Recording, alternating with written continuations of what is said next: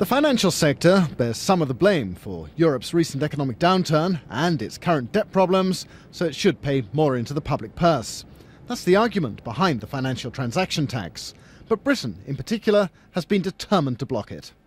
The City of London is the largest financial centre in Europe. And in a recent impact assessment, the European Commission suggested that companies based here would end up paying 71% of all the revenues raised from a new financial transaction tax. That compares to 16% from Germany and 7% from France. No wonder that the government and the financial sector here are implacably opposed to it.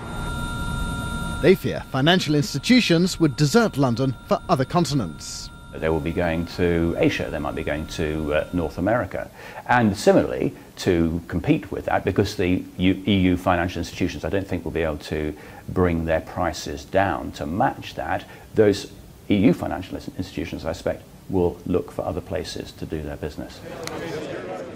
At Tuesday's ECOFIN meeting, it's expected UK Finance Minister George Osborne will try and have the tax pushed off the EU's agenda, arguing it has no right to impose fiscal policy on member states.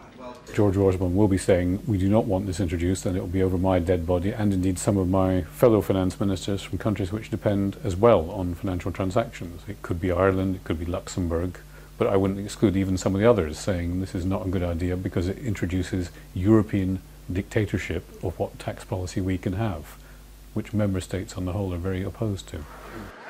But it's estimated that a financial transaction tax could raise €57 billion a year for public funds, and that makes it hard for many politicians to let go of the idea.